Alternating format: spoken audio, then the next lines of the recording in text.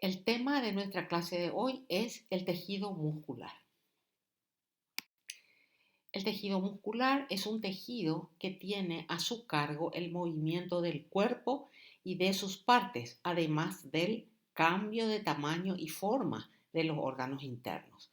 Está constituido por células largas, especializadas, dispuestas en haces paralelos, cuya función es la contracción. Estas células se llaman células musculares. El tejido muscular, de acuerdo a las características de sus células contráctiles, se clasifica en tres tipos. El estriado esquelético, que está constituido por células que tienen estriaciones, y se subclasifica de vuelta en dos tipos. El estriado esquelético, que corresponde a los músculos voluntarios, y el estriado visceral, como los músculos de la lengua, faringe, porción lumbar del diafragma y el segmento superior del esófago. El músculo liso está constituido por células que no tienen estriaciones y el músculo cardíaco está constituido por células que tienen estriaciones. Entonces, tejido estriado esquelético que estamos viendo a la derecha arriba en la imagen. Fíjense ustedes, la flecha amarilla me está mostrando una célula estriada esquelética que tiene estriaciones transversales. En el medio tenemos una imagen de un músculo liso donde se observan células poco individualizables donde no se observan estriaciones en su citoplasma. Y en la imagen de abajo, en un corte de músculo cardíaco, volvemos a ver células musculares con estriaciones transversales.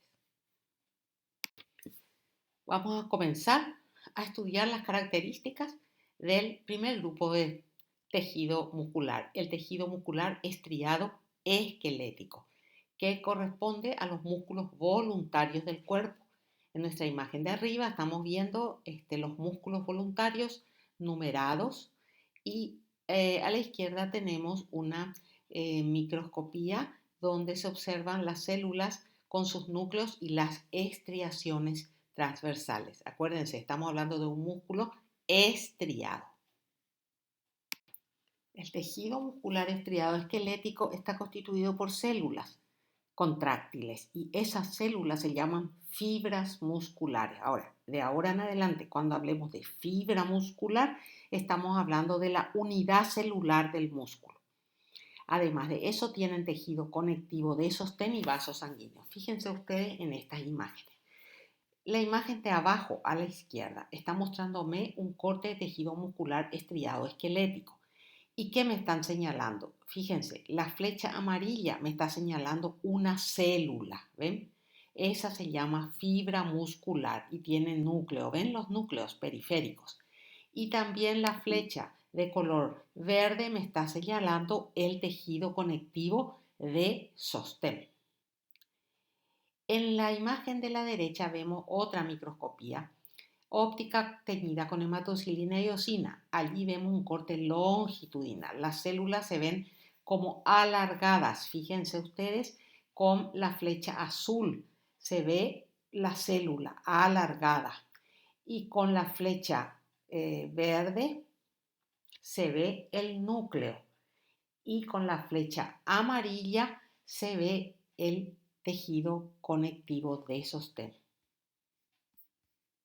Acá observamos el músculo estriado esquelético en un corte longitudinal. A la izquierda estamos viendo un esquema, ¿ven? Se ven cada una de las fibras alargadas es una célula. Esa célula tiene estrías transversales, por eso se llama músculo esquelético estriado. ¿Qué más tiene esa célula? Tiene muchos núcleos y los núcleos son periféricos, ¿ok? Además, estamos viendo el tejido conjuntivo que está entre las fibras. Y ese tejido conjuntivo entre cada fibra se llama endomisio. Vamos a ver enseguida. Y a la derecha, fíjense, otro corte longitudinal donde estamos viendo las fibras musculares, una al lado de la otra, alargadas. Los núcleos son periféricos y estamos viendo el endomisio, que es el tejido conjuntivo que separa cada una de las fibras. No nos fijemos en lo que dice bandas A y bandas I porque vamos a ver enseguida con mayor detalle. Acá tenemos un corte transversal del tejido muscular estriado esquelético. Fíjense, a la izquierda es un dibujo donde me muestra muchas fibras musculares. Cada una de esas estructuras, que una de ellas señalada con la letra A, son fibras o células musculares estriadas, ¿verdad? Con la letra B en el dibujo me está señalando el núcleo. Y con la letra C me está señalando el tejido conjuntivo que está entre cada una de las fibras y que se va a llamar endomisio. Y la misma cosa me está mostrando en la imagen histológica teñida con hematoxilina y eosina a la derecha. La célula, los núcleos que son múltiples y periféricos en cada célula y un tejido conjuntivo que separa a cada una de estas fibras musculares o células musculares.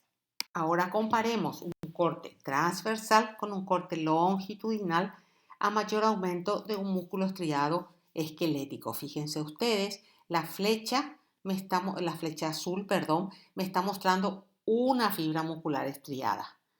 La flecha amarilla me está mostrando núcleo de una célula muscular estriada. Y la estrellita verde me está mostrando el tejido conjuntivo. Fíjense ustedes que las células en el corte transversal tienen un punteado rojizo, homogéneo, que después vamos a ver a qué corresponde. A la derecha tenemos un corte longitudinal. La flecha de color azul me está mostrando una célula, una fibra muscular estriada. Fíjense que tiene las estrías. Las estrías están señaladas, las estrías transversales están señaladas con la flecha de color verde y el núcleo de la fibra está señalado con la flecha amarilla. Muy bien, habiendo visto las características básicas, fundamentales de este músculo, vamos a pasar a la organización del músculo esquelético de mayor a menor, cómo está constituido de mayor a menor. Un músculo esquelético está constituido por fascículos musculares. ¿Qué son los fascículos musculares? Son grupos de células, de fibras musculares o de células musculares.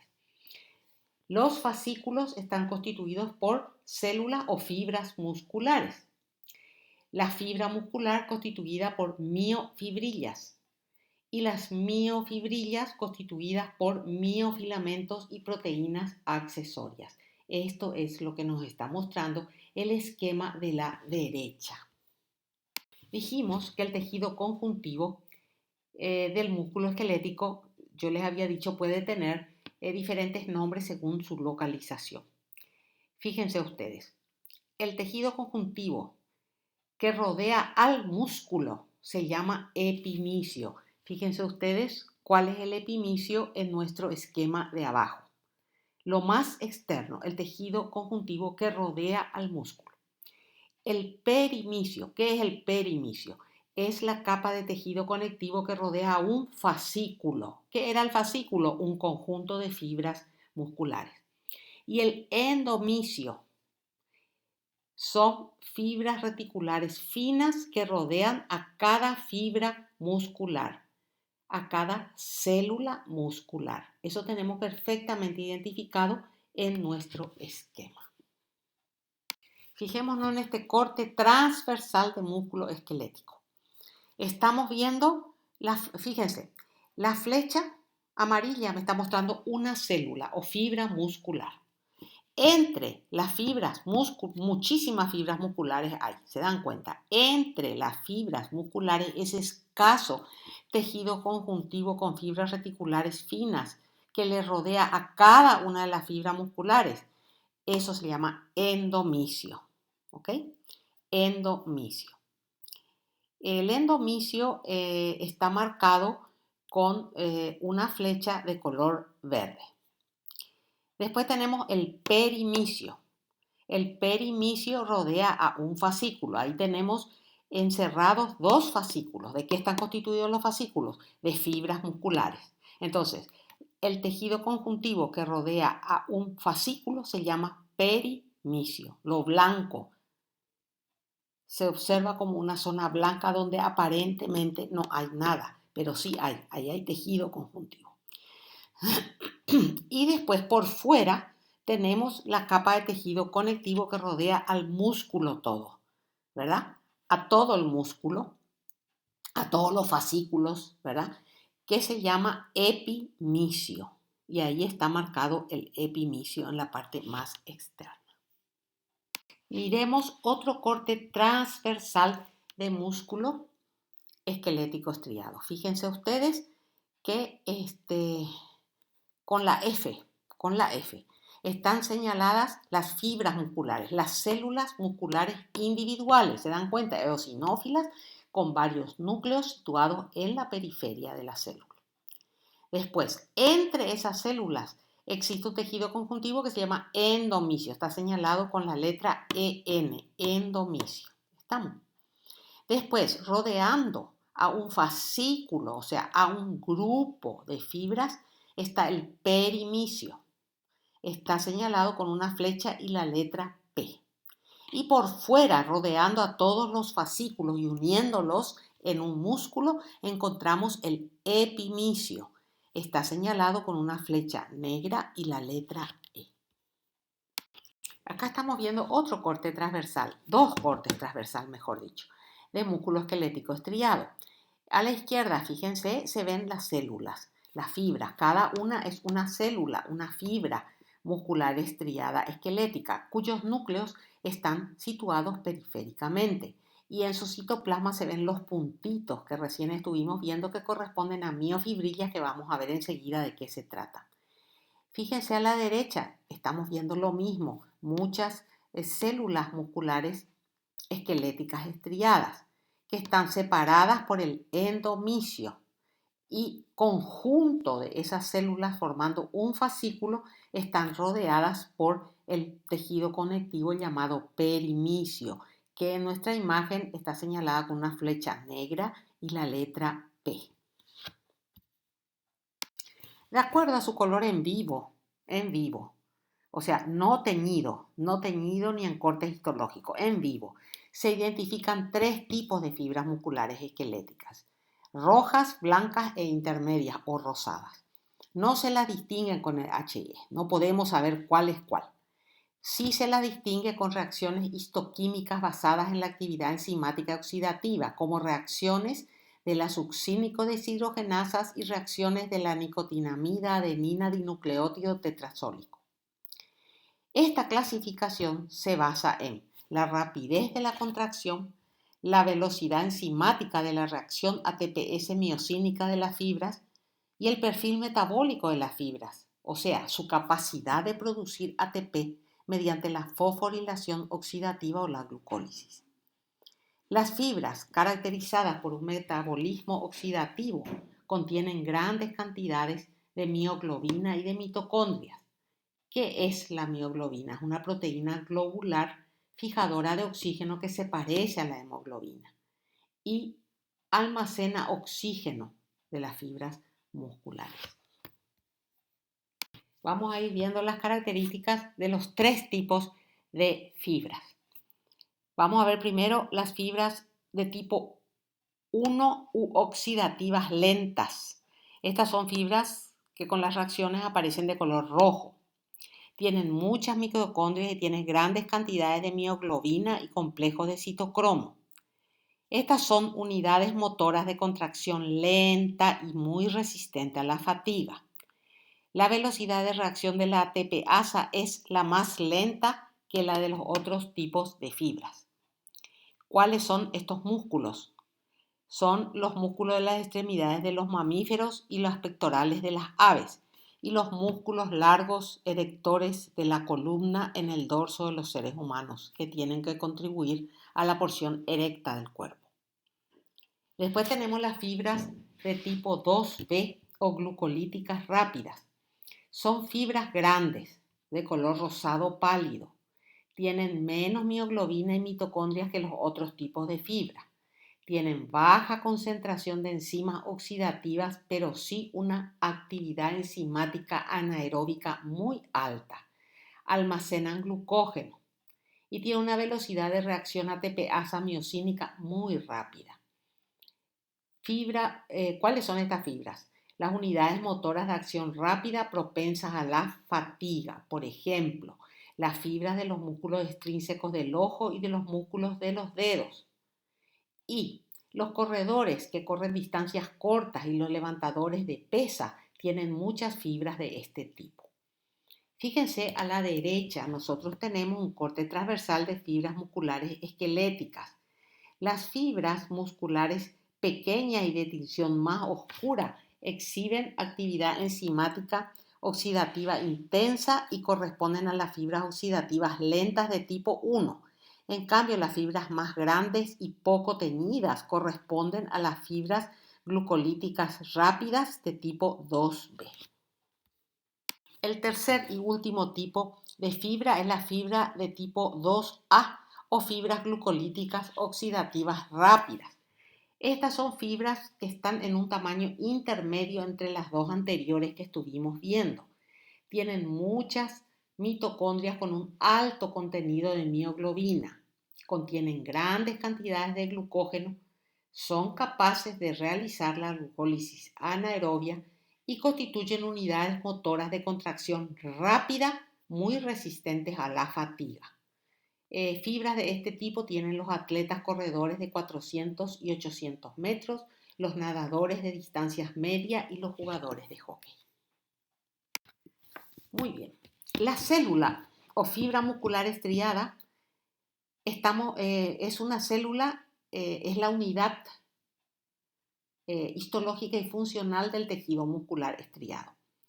Fíjense, nosotros en la imagen de la izquierda estamos viendo un corte longitudinal de la célula o fibra muscular estriada, donde se observan estriaciones transversales. ¿Y qué más observamos? Núcleos periféricos, varios núcleos periféricos. Y su tamaño varía de 10 a 100 micras de diámetro y de 1 milímetro a 1 metro de longitud. Imagínense la gran variabilidad de la longitud que tienen estas fibras musculares. ¿De qué están constituidas? Como toda célula, tiene un sarcolema que vendría a ser su membrana celular. Tiene un sarcoplasma que es su citoplasma. Tiene un retículo sarcoplásmico y tiene miofibrillas y filamentos de actina y miosina. Vamos a ir mirando cada uno de estos elementos en detalle. El sarcolema o la membrana celular está constituida por membrana plasmática y su lámina externa. En los extremos se fusionan con una fibra tendinosa. Las fibras tendinosas se unen en haces para formar tendones y unirse al hueso.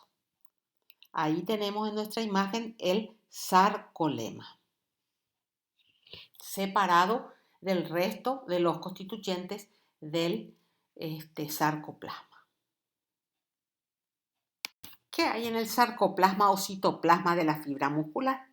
Contiene a las miofibrillas y estas miofibrillas están suspendidas en una matriz que contiene potasio, magnesio, fosfato, enzimas proteicas y mitocondrias ubicadas en forma paralela a las miofibrillas.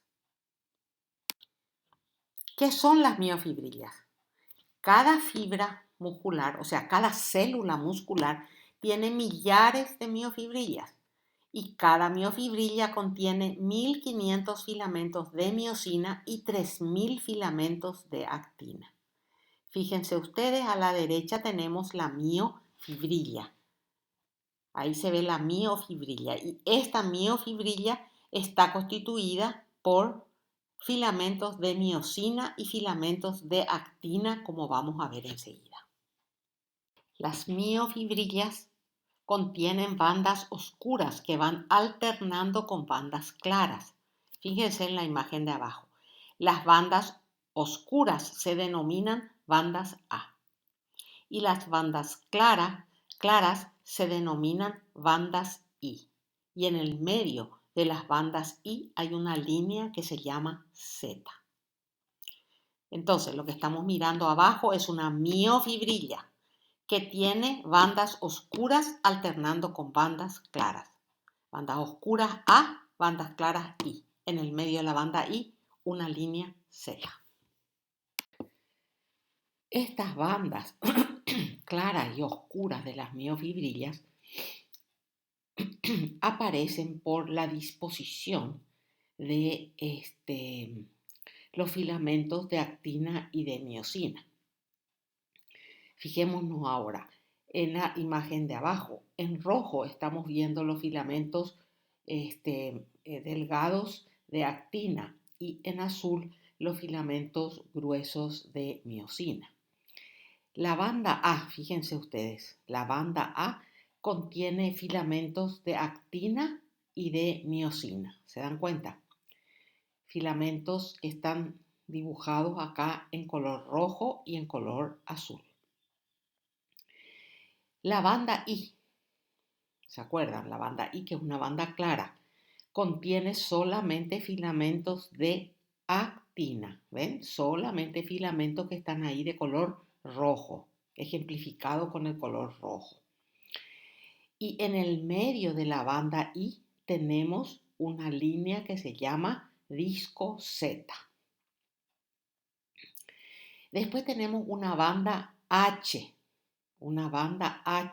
en el medio de la banda A. En esa banda solamente encontramos filamentos gruesos de miosina. El espacio, o sea, la estructura que va desde una línea Z hasta la otra línea Z se denomina sarcómero y es la unidad estructural y funcional de la miofibrilla. Acá tenemos un esquema, fíjense. A la izquierda estamos observando el sarcómero que va de la línea Z a la línea Z. Vemos la banda A, la banda I, la zona H y la línea M. Si hacemos cortes transversales a diversos niveles de las bandas, vamos a encontrar lo siguiente que estamos ejemplificando en la imagen de la derecha. Fíjense, si hacemos un corte a nivel de la banda A, ¿qué tenía la banda A? Habíamos dicho. En la banda A se encontraban filamentos gruesos y finos. Bueno, abajo a la derecha me está mostrando lo que vamos a encontrar en un corte de la banda A. Filamentos delgados que se ven como esferitas de color naranja y filamentos gruesos como esferas de color azul en nuestro esquema. Si hacemos un corte a nivel de la banda I que solamente tenía filamentos delgados, vamos a ver lo que estamos observando en la imagen de abajo a la izquierda. Si hacemos un corte a nivel de la zona H, en la zona H solamente se encuentran filamentos gruesos. Y un corte a nivel de la línea M, vamos a encontrar solamente filamentos gruesos unidos entre sí.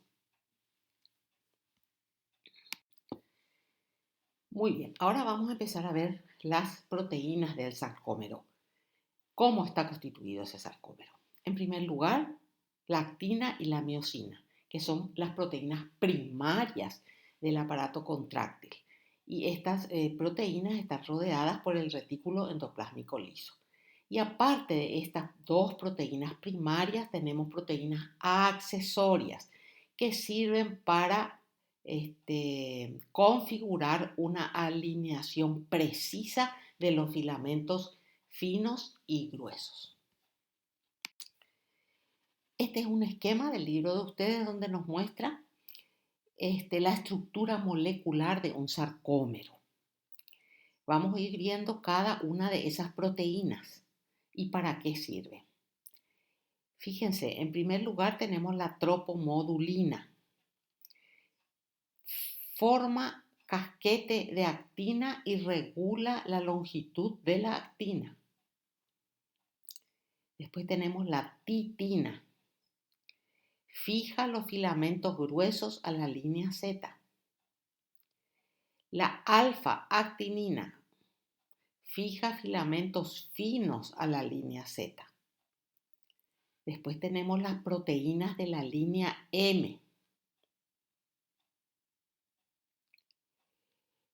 Por ejemplo, la miomesina, la proteína M propiamente dicha, la oscurina y la creatina fosfatasa muscular. ¿Qué hacen estas proteínas? Mantienen los filamentos gruesos en la línea M y adhieren la titina a dichos filamentos. Vayan fijándose en el esquema a medida que les voy describiendo.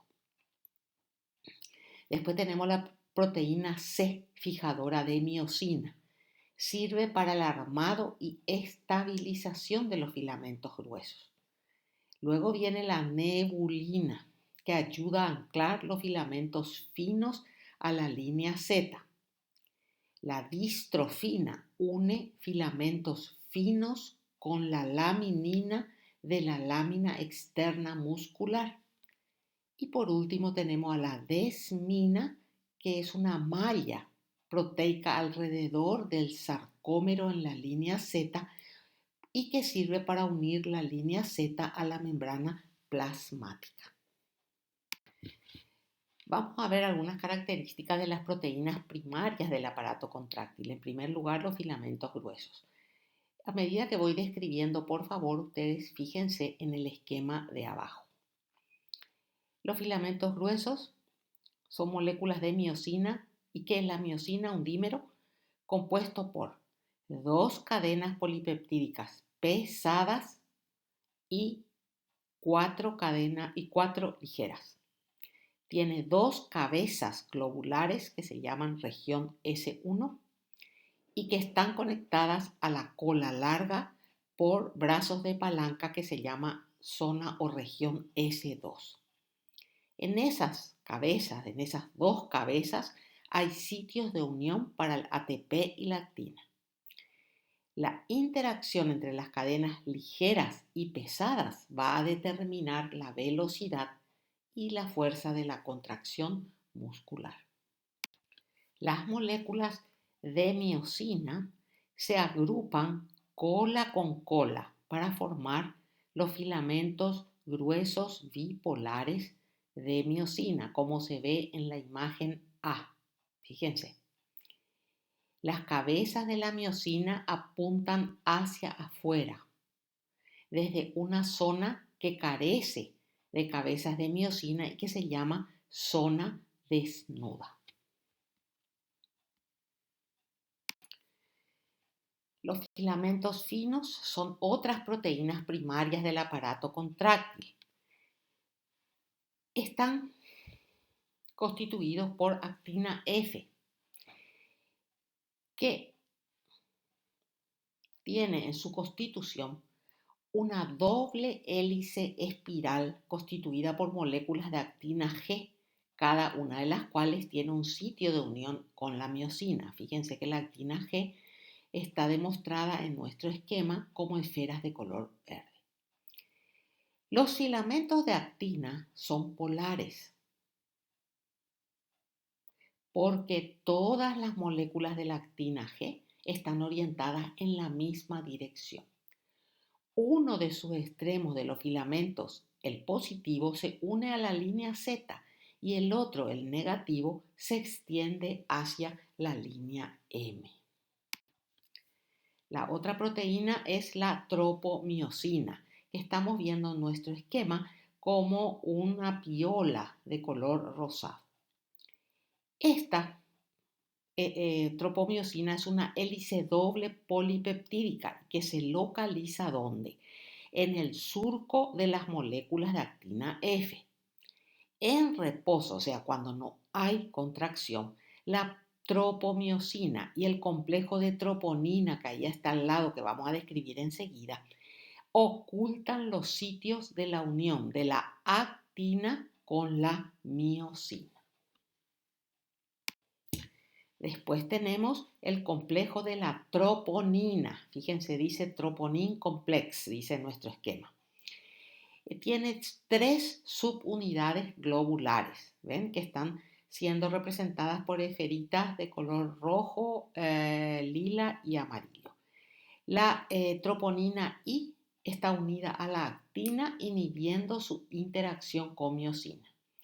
La troponina T se une a la tropomiosina y ancla el complejo de la troponina.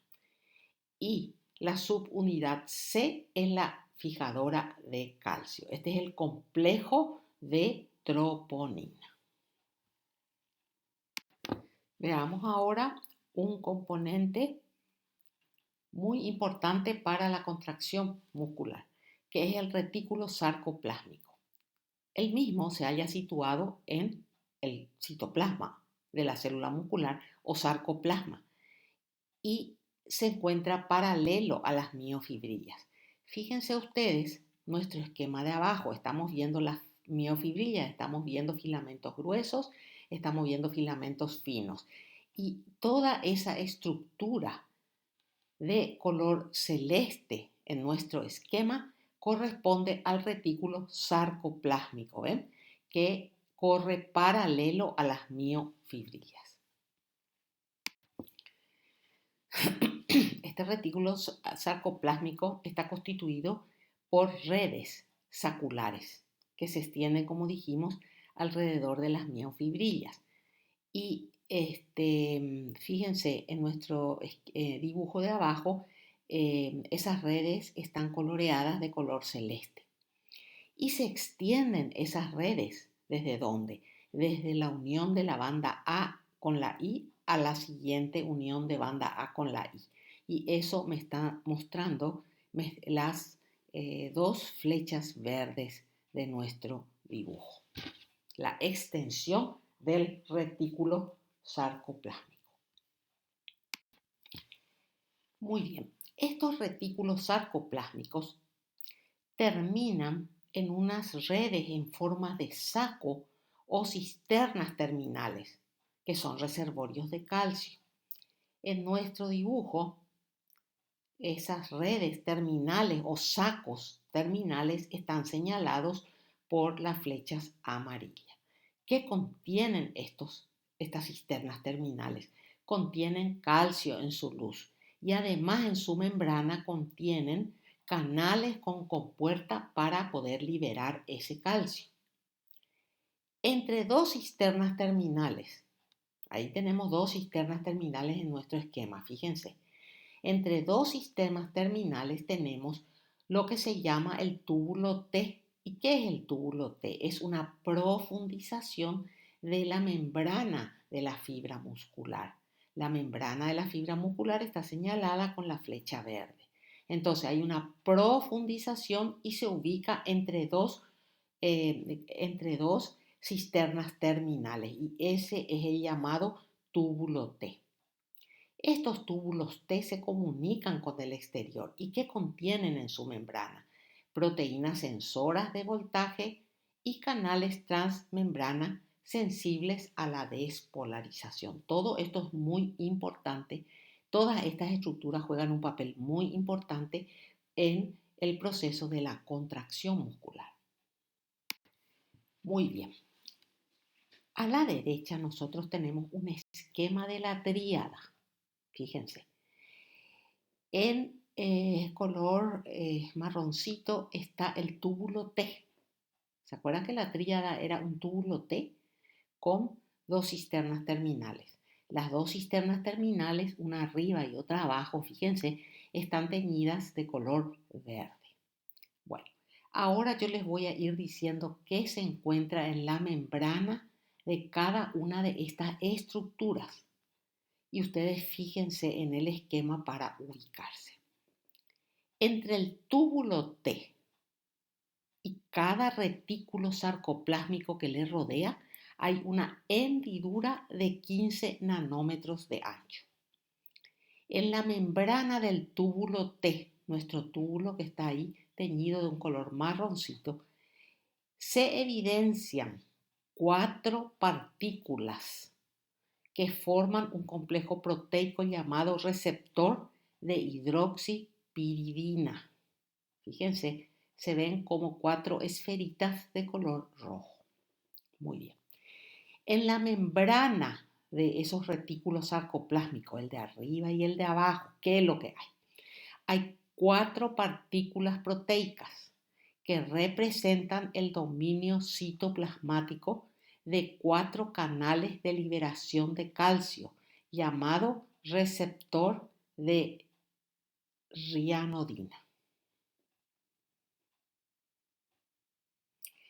En la luz del retículo sarcoplásmico, ¿qué encontramos? Una proteína que se llama calsecuestrina, que fija el calcio manteniendo elevada la concentración del calcio en la luz del retículo sarcoplásmico.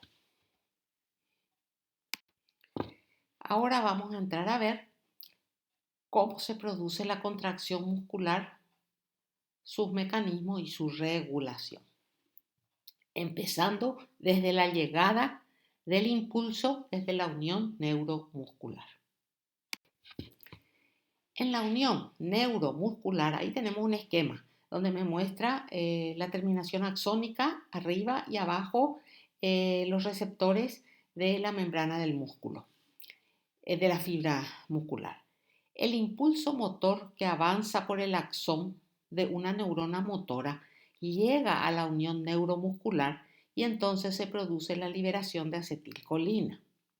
La acetilcolina se va a unir a receptores nicotínicos, produciendo la despolarización focalizada de la membrana plasmática de la célula muscular, que abre conductos de sodio activados por voltaje. La entrada de sodio hace que se despolarice la membrana de la célula muscular. La despolarización de esa membrana de la célula muscular denominada sarcolema se va a transmitir al túbulo T. Acuérdense que el túbulo T era una invaginación o una profundización de ese sarcolema. Muy bien. La despolarización que va a producir en la membrana del túbulo T va a producir una activación de proteínas sensoras de voltaje. En nuestro esquema, esas proteínas sensoras de voltaje están puestas como unos cuadraditos de color verde y señaladas con la flecha azul.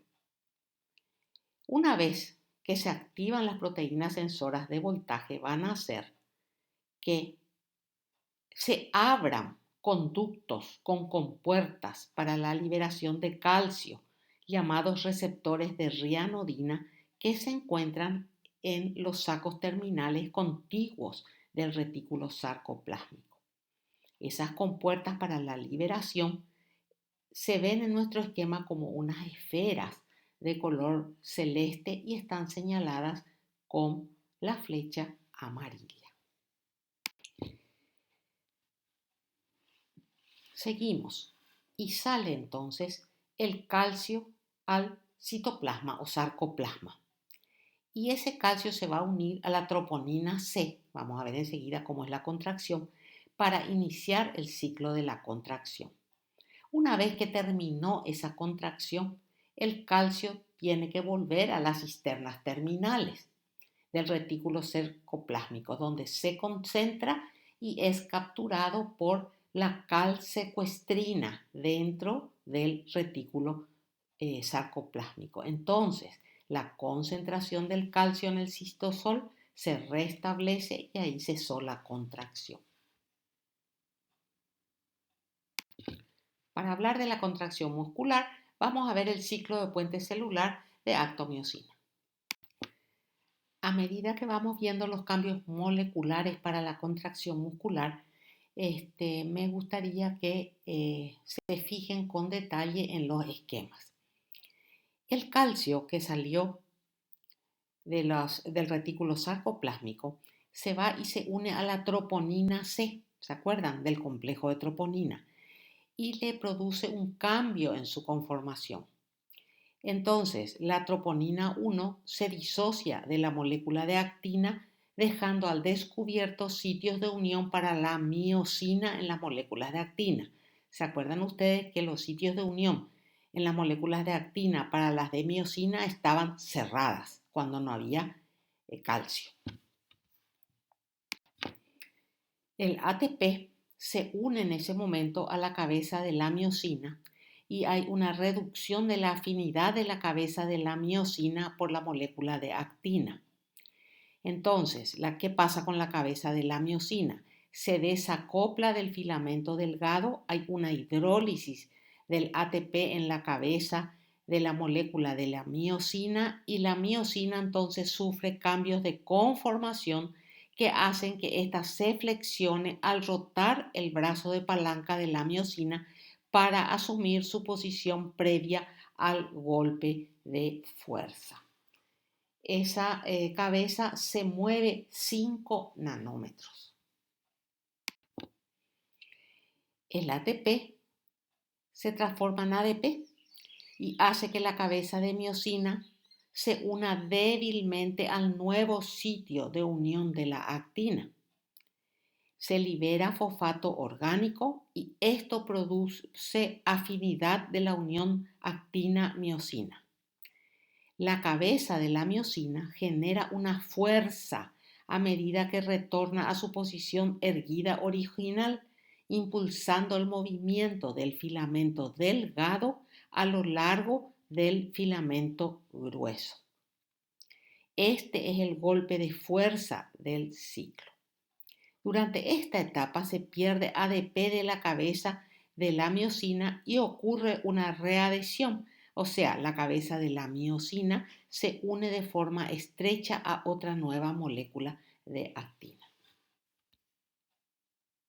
Y acá tenemos un esquema completo de todos los cambios moleculares que ocurren en la contracción que estuvimos detallando recientemente.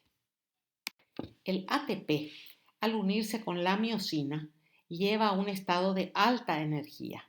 Causa la separación del puente cruzado de actina-miosina y su energía además es necesaria para la reincorporación del calcio en las cisternas del retículo sarcoplásmico cuando se acaba la contracción. Cuando tenemos una sarcómera contraída, observamos que está disminuida en su longitud.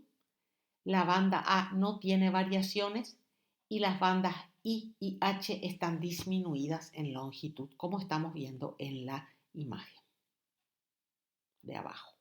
Vamos a ver ahora qué es un uso muscular. Fíjense que nosotros tenemos un diagrama esquemático de un uso neuromuscular a la derecha. Ustedes vayan fijándose en él porque los componentes están muy bien señalados. Bueno, ¿qué es el uso muscular? Es la unidad receptora especializada del músculo esquelético. Transmite información acerca del grado de estiramiento del músculo y está compuesto por células musculares modificadas que se llaman células fusales, terminaciones nerviosas. Ambas, las células musculares y las terminaciones nerviosas, están rodeadas por una cápsula interna. Y por fuera de la cápsula interna hay otra cápsula llamada cápsula externa que está separada de la cápsula interna por líquido. Las células fusales reciben dos nombres, la fibra de la bolsa nuclear y las fibras de la cadena nuclear. Las fibras nerviosas aferentes sensitivas transmiten información desde el uso respondiendo al estiramiento muscular excesivo. Estas tienen terminaciones que rodean a las células fusales como estamos viendo en nuestro esquema. Las células fusales reciben además información motora eferente desde el encéfalo y la médula espinal a través de fibras nerviosas eferentes gamma. Estas regulan la sensibilidad de las terminaciones aferentes del uso neuromuscular. Tenemos también abajo una imagen histológica donde se observa el uso neuromuscular donde están las células fusales, las fibras nerviosas, la cápsula interna, el líquido y la cápsula externa. ¿Cuál es la histogénesis de estas células musculares estriadas? Derivan de mioblastos y los mioblastos derivan de células madre miogénicas multipotenciales del mesodermo paraaxial no segmentado y segmentado. El desarrollo de estas células madre miógenas depende de varios factores reguladores miógenos, como la expresión del gen de transcripción MIO-D, otros factores miógenos reguladores, el gen de la mioestatina, que es un regulador negativo, que logra un efecto equilibrante en el desarrollo del músculo esquelético a través de su producto mioestatina. Los progenitores del músculo esquelético se diferencian en mioblastos iniciales, mioblastos avanzados y estos mioblastos forman túbulos. A la derecha nosotros tenemos una imagen de la etapa de miotúbulos secundarios, donde se produce una fusión secuencial de mioblastos para producir estructuras tubulares alargadas. Arriba está en corte longitudinal y abajo hay un corte transversal. Al principio estos miotúbulos secundarios tienen núcleos centrales. Luego estos núcleos son desplazados hacia la periferia. ¿Por qué? Por el incremento de la cantidad de miofilamentos que se están sintetizando en su citoplasma. ¿Y qué son las células satélites? Son células de reserva no diferenciadas con potencial de diferenciación miógena. ¿Dónde se hallan? Se hallan entre la membrana plasmática de la fibra muscular y su lámina externa y producen su activación produce una regeneración limitada del músculo esquelético. Ellas expresan el factor de transcripción PAX7 y cuando se activan después de una lesión expresan MIO-D, factor de transcripción clave para la diferenciación miógena. A la derecha nosotros tenemos una imagen de microscopía confocal de una fibra muscular estriada con el colorante RH414 estéril lipófilo sensible al voltaje. Fíjense, los núcleos verdes corresponden a los núcleos de la fibra muscular. Los núcleos blancos corresponden a los núcleos de las células satélites. Toman este color por la presencia del factor de transcripción PAX7. Además, la fibra muestra estriaciones, si la miramos detalladamente. Con esto hemos terminado todo lo correspondiente al tejido muscular estriado esquelético. Ahora vamos a dedicarnos al tejido muscular estriado cardíaco.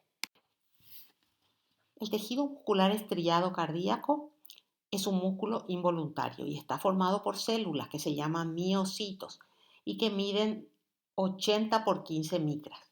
Se ramifican y se unen por discos intercalares. Las fibras están compuestas por muchas células cilíndricas que están unidas extremo con extremo y se comportan funcionalmente como un sinsitio, generando contracciones miógenas 60 a 100 veces por minuto. A la derecha, abajo, estamos mirando un esquema de lo que es un músculo estriado cardíaco. Ven las fibras ramificadas y las fibras se unen unas a otras, fíjense, por esas líneas en nuestro esquema de color azul que se llaman discos intercalares. Otra característica es que su núcleo es central, no es periférico como el tejido muscular estriado esquelético. Y arriba, ¿qué estamos teniendo? Las fibras, los miocitos, ¿ven? Los miocitos que se ramifican. ¿Y qué más estamos viendo? Que estos miocitos tienen estriaciones transversales y además tienen núcleos centrales. Como dijimos, los núcleos de estas células son centrales. El sarcoplasma es más abundante que el del músculo estriado esquelético. Y en las zonas yuxtanucleares tiene mitocondrias grandes, pigmento de lipofuncina, glucógeno, un aparato de Golgi y gránulos auriculares con factor natriurético auricular y factor natriurético encefálico. A la derecha, fíjense, nosotros tenemos dos cortes. El de arriba es un corte longitudinal de músculo cardíaco donde se ven las fibras que se dividen. Fíjense, son fibras estriadas, tienen estriaciones transversales. Los núcleos son centrales y las fibras se unen unas con otras con esas estructuras denominadas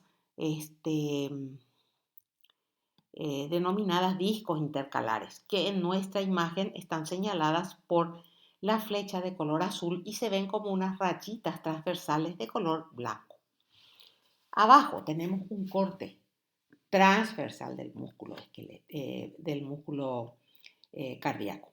Fíjense, cada una de esas células es un miocito. Esos miocitos tienen núcleo central. ¿Ven? El núcleo es central. Además, fíjense, muchas de las células no tienen núcleo aparentemente. ¿Por qué? Porque los miocitos no tienen la cantidad de núcleos que tienen las células musculares estriadas esqueléticas. Entonces, a veces el corte toma en una zona citoplasmática donde no hay núcleo. Además, el diámetro de las células en un corte transversal es bastante variado, como estamos viendo.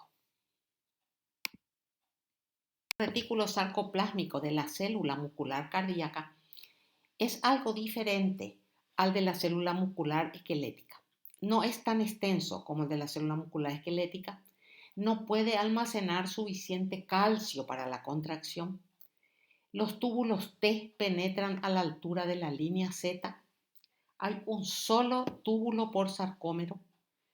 No tienen cisternas terminales grandes y poseen díadas, una cisterna terminal pequeña con un túbulo. Quiero que se fijen en la imagen de la derecha. Fíjense ustedes, el túbulo T está señalado por la flecha roja.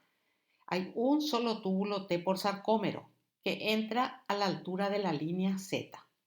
En relación a esos túbulos T se encuentran las cisternas terminales. Fíjense, son chiquitas las cisternas terminales y su retículo sarcoplásmico en realidad es bastante pequeño. Está señalado con la flecha amarilla. Y una cisterna pequeña más el túbulo forman lo que se llama la díada.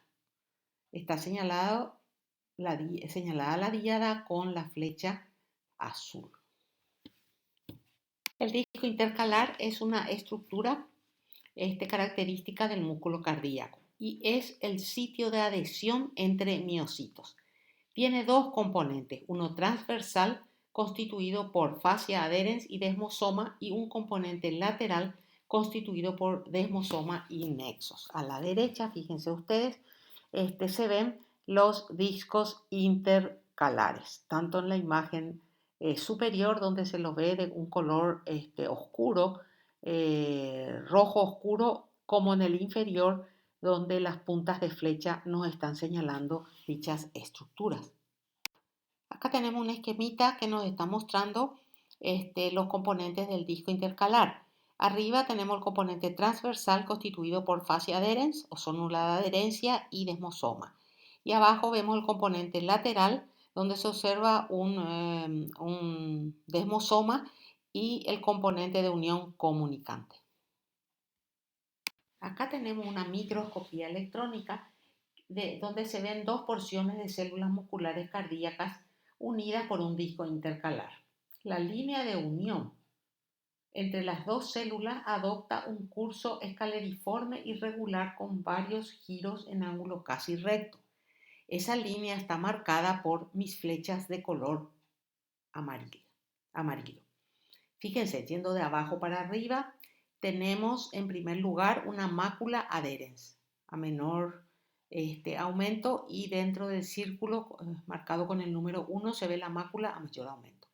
Después tenemos la segunda flecha, me está señalando una unión de hendidura o nexo, que es el componente lateral con la mácula adherens, es el componente lateral de esta estructura.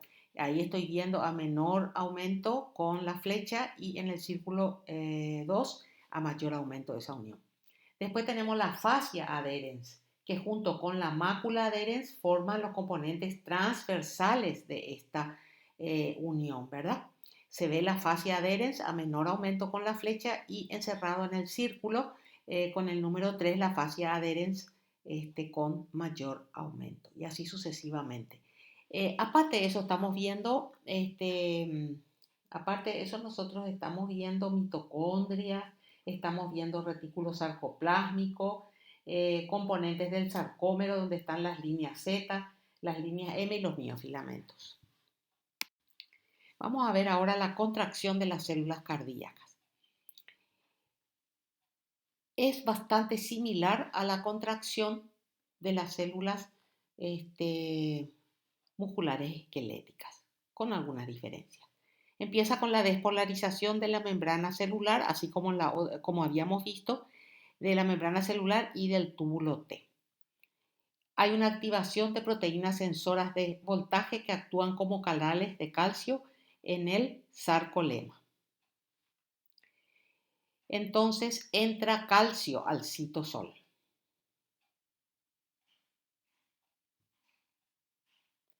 El calcio del sarcoplasma viene y penetra en la luz del túbulo T y activa canales con compuerta compuestos por la isoforma de receptores de rianodina RIR2 para liberación de calcio en los sacos terminales contiguos del retículo sarcoplásmico. Es lo que nosotros llamamos liberación de calcio inducida por calcio. Y hay una liberación masiva de calcio al sarcoplasma para el inicio de la contracción. En las células musculares cardíacas se comprueba una contracción rítmica espontánea. El latido cardíaco es iniciado, regulado y coordinado por unas células cardíacas modificadas que se llaman células de la conducción cardíaca.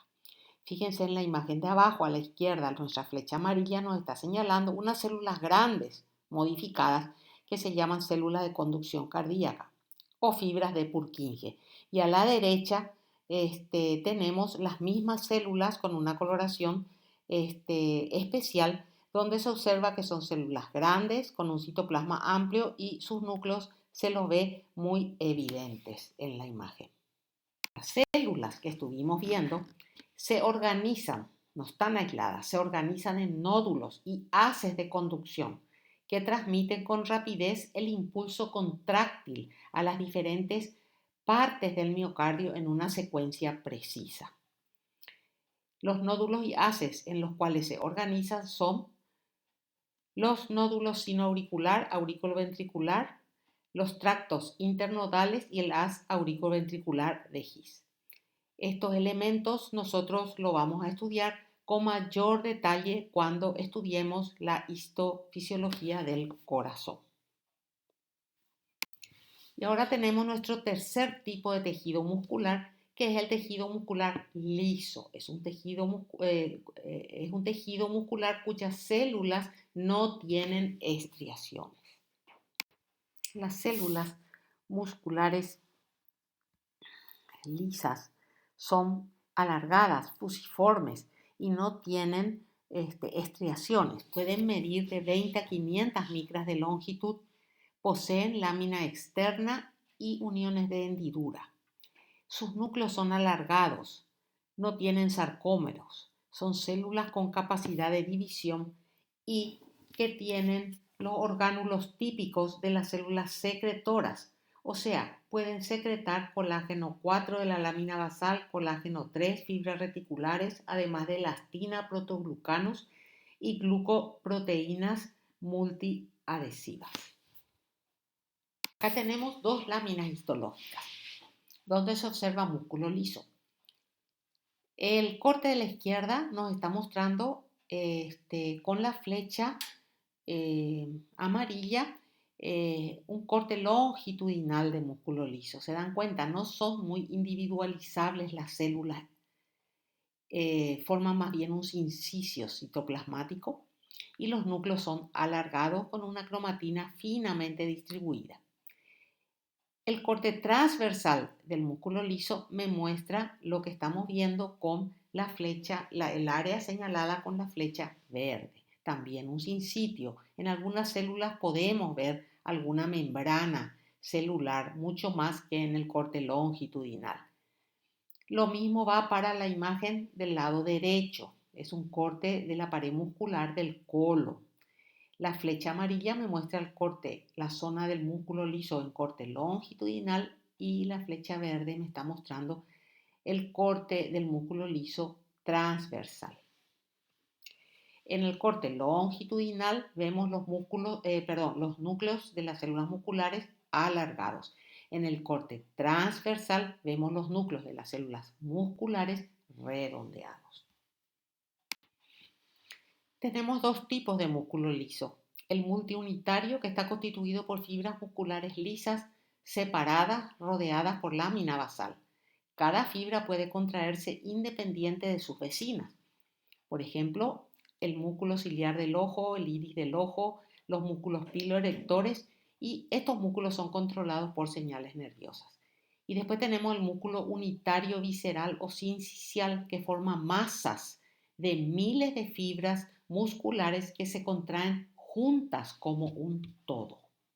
¿Cuáles son las características de la célula muscular lisa? Tiene filamentos finos y gruesos y citoesqueleto con filamentos intermedios de desmina y bimentina. Tiene mayor cantidad de actina que miosina.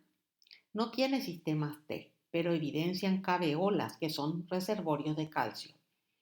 Se cree que las caveolas, junto con vesículas citoplasmáticas y el retículo endoplasmático liso, no tan abundante, juntos funcionan como túbulos T en la célula muscular lisa. Tienen densidades citoplasmáticas o cuerpos densos con alfa-actinina, que serían los equivalentes a la línea Z de las otras células musculares. En los cuerpos densos se insertan filamentos finos e intermedios, y por su intermedio se unen al sarcolema. Y acá tenemos un esquemita con algunas de las características de la célula muscular lisa para que ustedes puedan analizarlo. Los filamentos finos de la célula muscular lisa contienen actina, la isoforma muscular lisa de la tropomiosina y dos proteínas específicas del músculo liso, que son la caldesmona y la calponina. Con la tropomiosina muscular lisa no hay troponina asociada. La actina participa en la interacción generadora de fuerza con las moléculas de miosina 2. La investigación indica que la posición de la tropomiosina sobre el filamento de actina está regulada por la fosforilación de las cabezas de la miosina. La caldesmona y la calponina son proteínas fijadoras de actina que bloquean el sitio de unión para la miosina y son dependientes de calcio. Los filamentos gruesos están constituidos por miosina 2. Esta miosina 2 tiene una disposición diferente a la de las células musculares esquelética y cardíaca. En lugar de adquirir una organización bipolar con una zona central sin cabezas, como era, ¿se acuerdan? Las moléculas de miosina 2 están orientadas en una dirección en un lado del filamento y en la dirección opuesta en el otro lado. Entonces, esta es una disposición que se llama polar lateral, como estamos viendo en la imagen. Esta organización polar lateral torna máxima la interacción de los filamentos gruesos con los finos, lo cual permite que los filamentos finos superpuestos sean arrastrados en toda la longitud de los filamentos gruesos. Otros componentes del músculo liso proteicos son filamentos intermedios como la desmina y la bimentina, alfa-actinina, que es un componente de los cuerpos densos. ¿Los cuerpos densos para qué sirven? Para fijar actinina y filamentos intermedios. Después está la calmodulina, que es una proteína fijadora de calcio, y la cinasa de las cadenas ligeras de miosina, que es una enzima muy importante para el mecanismo de la contracción de la célula muscular lisa.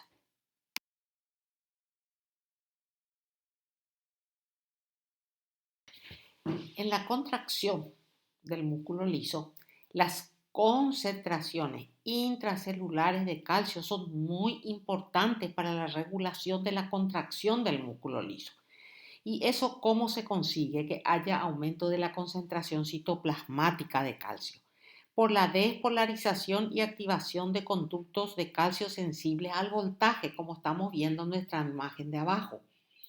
Además, estímulos químicos que utilizan vías de segundos mensajeros y esos segundos mensajeros activan canales de compuerta para el calcio que están en el retículo endoplásmico liso y ahí sale calcio. El calcio que entra por los conductos sensibles al voltaje no es suficiente. Se necesita el calcio que está en el REL para la iniciación de la contracción. Sigamos fijándonos en nuestro esquema. Ese calcio suficiente que hay en el sarcoplasma se une a la calmodulina. El complejo de calcio con calmodulina se une a la sinasa de miosina de cadena ligera. Es una enzima que fosforila una de las dos cadenas ligeras reguladoras de la molécula de miosina, produciendo un cambio de conformación en la misma que la hace capaz de fijarse a la actina. Cuando la cadena ligera de miosina se fosforila, el sitio de fijación para la actina en su cabeza se activa y se une a la actina. Y si en la cabeza hay ATP, esta se flexiona y entonces se produce la contracción. Una vez terminada la contracción, el calcio es extraído del sarcoplasma por bombas de calcio dependientes de ATP y se vuelve a secuestrar en el REL o si no se envía al medio extracelular. El músculo liso se especializa en una contracción lenta y prolongada. La miosina de la célula muscular lisa hidroliza ATP en alrededor solo del 10% de la proporción que le corresponde o que hidroliza el músculo esquelético. Esto produce un ciclo de formación de puentes cruzados lento, cuya consecuencia es la contracción lenta de la célula. Por eso, las células musculares lisas pueden tener contracciones sostenidas durante largos periodos con el uso de solo el 10% del ATP que utilizaría una célula muscular estriada. La fuerza de contracción del músculo liso puede mantenerse por periodos prolongados en un estado trabado. Se detecta eso en el músculo liso vascular y este estado trabado se utiliza para mantener el tono vascular. Este estado trabado de la contracción muscular lisa ocurre después de la fosforilación inicial de la miosina dependiente del calcio. La cabeza de la miosina que está adherida a la molécula de actina se desfosforila, lo que causa una disminución de su actividad de ATPasa. Entonces, como consecuencia de esa reducción de la actividad de la ATPasa, la cabeza de la miosina pierde su capacidad de desprenderse del filamento de actina. Entonces, lo mantiene en estado contraído. El estado trabado se parece en muchos aspectos a la rigidez cadavérica del músculo estriado. Y para terminar nuestra clase de hoy, algunas palabritas sobre la renovación, reparación y la diferenciación de las células musculares lisas. Estas son células que, como dijimos, tienen capacidad de dividirse. Se originan de las células madres mesenquimáticas indiferenciadas que están en la adventicia de los vasos sanguíneos. El factor de respuesta sérico RF regula la mayoría de los genes marcadores de diferenciación del músculo liso. También estas células pueden originarse a partir de células endoteliales y pericitos. Los fibroblastos de las heridas que están sanando pueden desarrollar características morfológicas y funcionales de células musculares lisas y se denominan miofibroblastos. Y las células epiteliales glandulares también pueden adquirir características de células musculares, son las llamadas células mioepiteliales. Con esto hemos terminado nuestra clase de tejido muscular. Muchas gracias.